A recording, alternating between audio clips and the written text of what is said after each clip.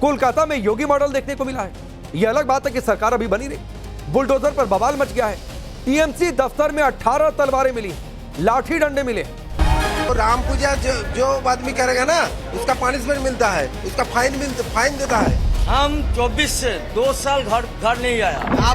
आप स्वाधीन भारत जैसा हुआ था 15 अगस्त को, हम 4 तारीख के बाद वैसे फील हो रहा है हम लोग। ये पहले से ही जबरदस्ती रह रहे थे, कुछ हो नहीं रहा था।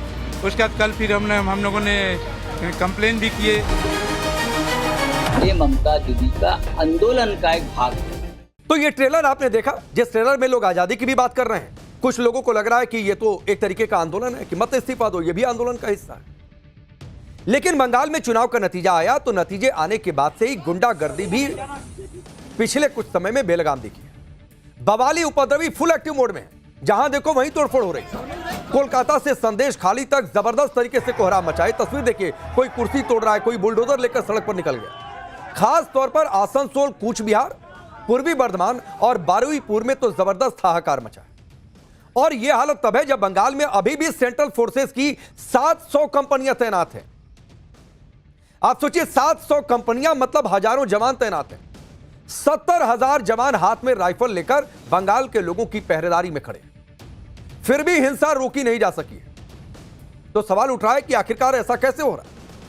नतीजे आने के बाद से अभी तक कोलकाता पुलिस ने 2 लोगों के मौत की भी पुष्टि की है। हालांकि पुलिस ने इस बात का दावा नहीं किया है कि यह मौतें राजनीतिक हिंसा में हुई हैं या किस वजह से हुई। लेकिन पुलिस की जो रिपोर्ट अभी तक है वो बता रही है कि बंगाल में हिंसा बड़े लेवल पर हुई है। आप देखिए जो एक्शन अभी तक हुए। बंगाल पुलिस ने अभी तक 200 से ज्यादा एफआईआर दर्ज की है। 433 लोगों को गिरफ्तार किया गया है। प्रिवेंटिव धाराओं में 1100 से ज्यादा लोगों को गिरफ्तार करना पड़ा है, जिन पर शक था कि ये कुछ उपद्रव मचा सकते हैं, इसलिए उनको पहले से पकड़ लिया। हालांकि पुलिस का यह भी दावा है कि बंगाल में हिंसा पर कंट्रोल कर दिया गया है। आज सुबह से हिंसा, धमकी या मारपीट की एक भी घटना नहीं हुई है। जो हुई थी वो नतीजे के कुछ शुरुआती समय में हुई। अब सुनिए बंगाल के डीजीपी ने क्या कुछ कहा। Since day before yesterday, after the announcement of result, there have been incidents of violence, including threatening, assault, intimidation, and on those incidents we have registered more than 200 FIRs, and we have arrested 433 persons during investigation of those FIRs. Apart from that, we have arrested more than 1100 persons in preventive sections. And after these things, from today morning, there has been no incident of any assault or any violence from today morning. तो पश्चिम बंगाल के DGP ने कहा कि आज सुबह से बंगाल पूरी तरीके से शांत है। ये नतीजे के कुछ शुरुआती घंटों में ये खून खराबा और ये बवाल हुआ। लेकिन जब भी बंगाल के चुनावी इतिहास की बात होती है तो आप देखिए कि हर बार हम चर्चा करते हैं कि बिना रक्त चरित्र के उसकी चर्चा नहीं होती। बंगाल में चुनाव के बाद खून खराबे की कहानी दशकों से चली आ रही है। लेफ्ट की सरकारों से लेकर टीएमसी की सरकार तक बंगाल की धरती हर चुनाव के बाद लाल होती रही। कभी ऐसा नहीं हुआ कि चुनाव का नतीजा आ गया और सब कुछ शांत रहे। लेकिन इस राजनीतिक मारकाट पर कोई लगाम नहीं लगा पाए। आप देखिए कि पिछले 16 साल से बंगाल में चुनाव के बाद हिंसा के आंकड़े क्या थे। उन आंकड़ों की एक तस्वीर मैं आपके सामने रखता हूं, बहुत ध्यान से आप देखिए। 2021 में चुनावी नतीजे आने के बाद हिंसा की कुल 1934 शिकायतें पुलिस को मिली, जबकि 2011 में हिंसा की 15,000 घटनाएं हुई। इसी तरह 2021 में 24 लोगों की जान गई थी, जबकि 2011 में 25 लोग मारे गए थे। 2021 में 1168 एफआईआर हुई, तो 2011 में 7,000 महिलाओं से छेड़छाड़ की घटनाएं हुई। इसके अलावा साल 2021 यानी पिछली बार का चुनाव का मामला, हिंसा के मामलों में कुल 9,304 आरोपी बनाए गए थे और 1,345 गिरफ्तारियां हुई। वहीं इस बार नतीजे आने के बाद 2 दिनों में ही 200 एफआईआर दर्ज करनी पड़ी। 1,500 लोग गिरफ्तार किए गए। और यह हाल तब है जब बहुत ज्यादा पैरामिलिट्री फोर्सेस तैनात हैं। वहां पर 70,000 जवान अभी भी तैनात हैं। आप सोचिए कि जवान नहीं तैनात होते तो क्या होता। और लोग कह रहे थे इतना फोर्स क्यों भेज दिए भाई बंगाल में, राफेल और सुखोई भी भेज। बंगाल में बीजेपी के आते ही सत्ता में योगी मॉडल देखने को मिली है। हालांकि अभी शपथ ग्रहण नहीं हुआ, लेकिन सड़क पर बुलडोजर दिख गया और कोलकाता में ऐसा बुलडोजर गरजा कि पूरी राजधानी में हड़कंप मच गया। यह वीडियो कांग्रेस पार्टी ने शेयर किया, जो तस्वीर हमने आपकी टेलीविजन स्क्रीन पर रखी, और दावा किया है कि बुलडोजर से यह तोड़फोड़ कोलकाता के न्यू मार्केट में की गई। कांग्रेस ने आरोप लगाया कि बीजेपी के गुंडे दुकानों और टीएमसी के दफ्तर पर बुलडोजर चला रहे हैं। यह कांग्रेस पार्टी का आरोप। कांग्रेस की ओर से आज प्रेस कॉन्फ्रेंस भी, और पवन खेड़ा आए प्रेस कॉन्फ्रेंस करने के लिए। उन्होंने आरोप लगाया कि बंगाल में हिंसा दिल्ली से भड़काई जा रही है, दिल्ली के इशारे पर हो रही है, दिल्ली के इशारे पर बुलडोजर चल रहा है। लेकिन कांग्रेस के इस आरोप को बीजेपी ने गलत बता दिया, दो टूक कह दिया यह गलत है। बंगाल बीजेपी अध्यक्ष समीक भट्टाचार्य ने कहा कि टीएमसी के गुंडे बीजेपी का झंडा लेकर बुलडोजर के साथ दुकान गिराने पहुंच गए। उन्होंने यह भी कहा कि वो सरकार बनने तक बर्दाश्त करेंगे, यानी अभी तो पावर में नहीं है, लेकिन शपथ ग्रहण हो जाएगा, उसके बाद जब सरकार अस्तित्व में आ जाएगी, बीजेपी का मुख्यमंत्री बन जाएगा, तो टीएमसी के गुंडों का इलाज कर दिया जाएगा। आप पवन खेड़ा और समीक भट्टाचार्य दोनों के बयान सुनिए। बंगाल में हिंसा का एक दौर शुरू हुआ है, जब से नतीजे आए हैं, उसे रोकने की जगह दिल्ली से उन्हें भड़काने का काम हो रहा और कोई उसके बारे में बात नहीं कर। ऑफिसेस जलाए जा रहे हैं प्रतिद्वंदियों के, लोगों को मारा जा रहा है, डीजे बजा बजा के अश्लील गाने चलाए जा रहे हैं, दुकानें तोड़ी जा रही हैं। ये लोकतंत्र है, ये जीत की खुशी नहीं है, ये कुछ और है, ये गुंडागर्दी है, ये दादागिरी है, ये लोगों को डराने का तरीका है। डराने की क्या जरूरत है? अब तो आपको संविधान की शपथ लेनी है, उससे पहले आप ये क्या माहौल बना रहे हो? जो तोड़ा वो तृणमूल कांग्रेस का लोग ही है, बीजेपी का झंडा का इस्तेमाल किया। तृणमूल कांग्रेस का अंदरूनी लड़ाई, उसका पार्टी का इंटरनल केमिस्ट्री, जिसको पूरा नहीं मिला, कम मिला, और जिसको ज्यादा मिला उसको मार रहे हैं। बहुत सारे जगह में तृणमूल कांग्रेस का लोग बीजेपी का झंडा लेकर के ऑटो टोटो यूनियन को बोल रहा है आज का बाद से हम ही नेता है बीजेपी का। दमदम स्टेशन में लड़का गया, हम तो उसको ढूंढ रहे हैं, उसको आज ही हम घुसाएंगे भीतर।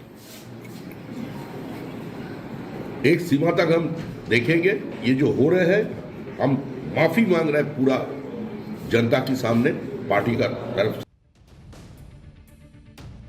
बीजेपी ने इसके अलावा एक प्रेस रिलीज भी जारी कर दी है और उसमें यह कह दिया है कि उसके चुनाव चिन्ह यानी कमल का और उसके झंडे का इस्तेमाल हो रहा है और यह सब कुछ विरोधी कर रहा है, जो नहीं चाहते कि बंगाल बदलाव को देखे और उसे एंजॉय करे। इधर संदेश खाली में कल रात बवाल हो गया। रिपोर्ट जो मिली है उसके मुताबिक वहां के नजात इलाके में रात करीब 10:30 बजे दर्जनों की तादाद में टीएमसी कार्यकर्ताओं ने लोगों के घर और दुकानों को तोड़ना शुरू कर दिया। हालात को काबू करने जब पुलिस मौके पर पहुंची तो उपद्रवियों ने पुलिस पर भी गोली चला दी। आप सोचिए कितनी बड़ी बात है। अरे सत्ता चली गई है, 2 दिन में शपथ ग्रहण हो जाएगा, सरकार बीजेपी की हो जाएगी। इसी हमले में एक पुलिसकर्मी को गोली लग गई और 2 पुलिसकर्मी घायल हो गए। पुलिस के साथ सीआरपीएफ के जवान भी गए थे, 2 सीआरपीएफ के जवान को भी चोट आई है। इसके बाद पुलिस कहां बैठने वाली थी, ताबड़तोड़ एक्शन लिया गया। सुबह होने से पहले ही 4 उपद्रवियों को पकड़ लिया गया और आज दिन में भी कुछ गिरफ्तारियां होंगी। बारासात के आईजी ने इस मामले पर क्या कुछ कहा है, पहले उसे सुनिए। घटना घटी है लगभग 10:30 के आसपास। 10:40 को हमको खबर मिली कि यहाँ पे इस तरह से पुलिस टीम पे अटैक हुआ है, तो यहाँ पे हम लोग तुरंत यहाँ पे पहुंचे। यहाँ पे पहुंचने के बाद जो समझ में आया कि पुलिस जो ओसी हमारे हैं उनके पैर में गोली लगी है, कुछ जवानों को माइनर इंजुरीज है, इम्प्रोवाइज्ड वेपन से फायर किया गया है। तुरंत जब पुलिस एक्शन पे आई, आर्म्स रिकवर किया गया, 4 लोगों को अरेस्ट किया है, कई लोगों को डिटेन किया गया है, कुछ लोगों के नाम सामने आ रहे हैं। टाइम्स नाउ नव भारत की टीम भी संदेश खाली में ग्राउंड जीरो पर मौजूद रही। वहां के हालात पर हमने नजर बनाए रखी। हमारे सहयोगी अभिषेक राज ने क्या कुछ देखा, उनकी एक ग्राउंड रिपोर्ट आप जरूर देखिए। पश्चिम बंगाल के नजत इलाके के बामनघेरी में जो संदेश खाली विधानसभा के अंदर आता है, वहां पर कल बवाल देखने को मिला। दरअसल बताया जा रहा है कि तृणमूल कांग्रेस की तरफ से जो कुछ कार्यकर्ता हैं वो इस रास्ते से, जो नजत का पूरा इलाका है बामनघेरी का, इस रास्ते से जा रहे थे, घरों में तोड़फोड़ कर रहे थे। उसी वक्त जो पुलिस की टीम है, जो पैरामिलिट्री की टीम है, वो सामने वाले रास्ते से इनके तरफ आ रही थी, इनको रोकने की कोशिश कर रही थी। झंडे वंडे हटाए जा रहे थे, लगातार जो बवाल है वो बढ़ता जा रहा था। ऐसे में जब पुलिस और पैरामिलिट्री ने उनको रोकने की कोशिश की, यहाँ पर जो है उनको बोला गया कि वो पीछे चले जाए, किसी भी तरीके से यहाँ पर रिटेलिएट ना करे। ठीक उसी वक्त में जो है इनके तरफ से, जो तृणमूल कांग्रेस के लोग थे, उनके तरफ से यहाँ पर फायरिंग की जाती है और फायरिंग में जो 3 पुलिस वाले हैं, पश्चिम बंगाल जो पुलिस है उसके, वो घायल हो जाते हैं, जिसमें कि नजत थाना के जो ओसी हैं वो भी घायल बताए जा रहे हैं और पैरामिलिट्री फोर्स के जो 2 जवान हैं वो घायल हो जाते हैं। उसके बाद ये तमाम लोग, जब पुलिस इनको रिटेलिएट करती है, जब भगाने की कोशिश करती है, पीछे की तरफ आती है, पैरामिलिट्री जब उनको खदेड़ती है, उस वक्त ये इस रास्ते से होते हुए, ये जो पूरा आप रास्ता देख रहे हैं, इसी रास्ते से भागते हैं। और यही कारण है कि देखिए यहाँ पर लगातार जो चप्पल है वो आपको यहाँ पर गिरे हुए नजर आएंगे और ये चप्पल वप्पल छोड़ के इसी तरीके से भागने की जो है वो कोशिश करते हैं। और ये जो पीछे का इलाका है, इसी पीछे वाले इलाके से वो जो है वो भाग जाते हैं। और ये जो आप देख रहे हैं, ये छोटी सी नदी है बनी हुई और बीच में एक जाने का रास्ता है पैदल, उसी रास्ते से ये लोग क्रॉस करके सामने की तरफ जाते हैं और फिर अंदर जाकर छिप जाते हैं, भाग जाते हैं। अब तो आप ये भी समझिए कि बंगाल के लोगों में टीएमसी के कार्यकर्ताओं का इतना खौफ क्यों रहता था। इसका एक सबूत आज टीएमसी नेता के दफ्तर में देखने को मिला। यह तस्वीर आप देखिए और गिनते रहिए। दक्षिण 24 परगना के नारायणपुर घुटियारी शरीफ इलाके में टीएमसी नेता सलाउद्दीन सरदार के दफ्तर से एक दो नहीं बल्कि 18 धारदार तलवारें मिली हैं। आप ये गिनिए, बाकायदा हमने नंबरिंग कर दी। जब पुलिस ने सलाउद्दीन सरदार के दफ्तर पर छापा मारा तब टीएमसी नेता की हिंसा का यह मॉड्यूल सामने आया। इन तस्वीरों को देखकर आप समझ सकते हैं कि बंगाल में टीएमसी विरोधी दलों के समर्थक वोट देने निकलते क्यों नहीं थे। क्योंकि उन्हें डर था, उन्हें डर हिंसा का था, या फिर उन्हें वोट के दिन घरों से निकलने क्यों नहीं दिया जाता था, इन्हीं धारदार हथियारों के दम। ये तस्वीरें यह बताने के लिए काफी हैं कि इस बार बंगाल चुनाव में केंद्र सरकार ने सेंट्रल फोर्सेस की 2500 कंपनियां क्यों भेजी थी, क्यों चुनाव आयोग को इतनी कंपनियां तैनात करनी पड़ी। अरविंद केजरीवाल, संजय राउत और अखिलेश यादव जैसे लोग जो बंगाल में इतनी भारी भरकम फोर्स भेजने का विरोध कर रहे थे, वो लोग इस तस्वीर पर चुप्पी साधे बैठे हैं। कोई कह रहा था राफेल सुखोई भेज दो, वही बाकी रह गया, लेकिन इन धारदार हथियारों पर कुछ नहीं बोल रहे। टीएमसी सत्ता से हटी तो उसका एक एक करके कांड सामने आने लगा। आज बंगाल के नादिया से हैरान करने वाली तस्वीर सामने। यहां कांग्रेस ने अपने एक दफ्तर को टीएमसी के कब्जे से मुक्त करवाया। कांग्रेस कार्यकर्ताओं ने हथौड़े से उस दफ्तर का ताला तोड़ दिया जिस पर टीएमसी ने सालों से कब्जा करके रखा।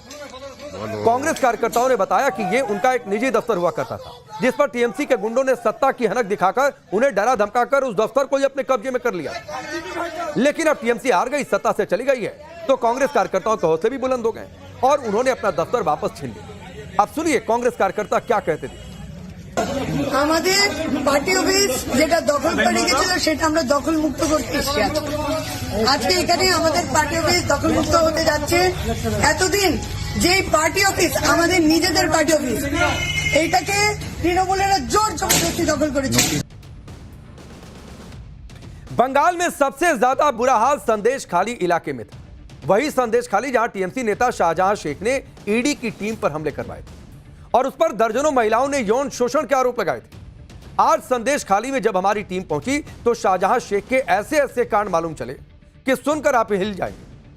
संदेश खाली में शाहजहां शेख ने एक मकान पर कब्जा कर रखा था और उस मकान में टीएमसी का दफ्तर खोल दिया था। पूरे मकान को टीएमसी के पार्टी के रंग यानी हरे रंग में रंग दिया गया था। शाहजहां शेख ना तो उस मकान का किराया देता था और ना ही उसे खाली कर रहा था। अब जब बीजेपी बंगाल की सत्ता में आ गई है, जीत गई है, तब शाहजहां के गुर्गे ये मकान छोड़कर भाग गए क्योंकि शाहजहां शेख तो पहले से ही जेल में है। इसके बाद मकान मालिक पूरे मकान को, ये तस्वीर आप देखिए, भगवा रंग से रंगवा रहा है। उसका कहना है कि अब यहां बीजेपी के लोग आकर बैठेंगे और मीटिंग करेंगे क्योंकि यह मकान बीजेपी की वजह से उन्हें वापस मिला है। हमारे सहयोगी अभिषेक की ग्राउंड रिपोर्ट आप